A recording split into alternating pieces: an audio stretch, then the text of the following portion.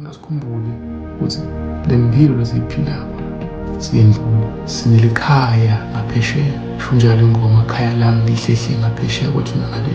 Sinelikhaya, siyombona uJesu ngale.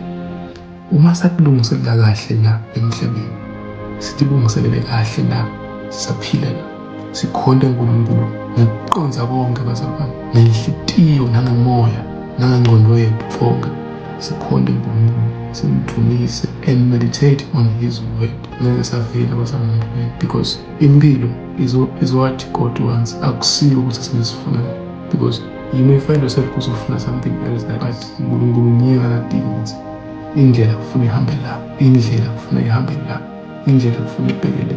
So asiphile impilo yethu sicabanga ukuthi asipheleli la, asibo bala futhi, siyendlula, sibekele ikhaya lethu ngaphesheya kwathina ngale. You need to choose life now. Usaphila emhlabeni, decide now usesengala komhlaba. Find the right way ukuthi ngingena njani impilo yami ibe kuthuke naNkulunkulu. uNkulunkulu unendlela yakhe yokwenza izinto, but just because you have heard ukuthi le mpilo lesiphilako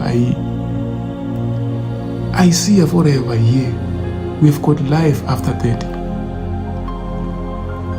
He can accept you just as you are.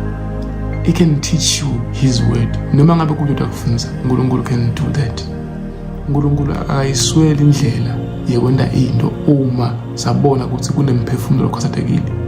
Akayiswele indlela yakwenza. Kungasuka umuntu noma nganguphi ete kuwe to reach to you, sent by God. The only thing is the will to do so. Bazalwane. I wish so much that we can try by all means to come to Christ. The pleasures of this world, I don't think they can take you to heaven. The only thing that will take you to heaven is to live for Christ. Forever. Thank you so much. Let us meet on our next session. Let your will be done, O God.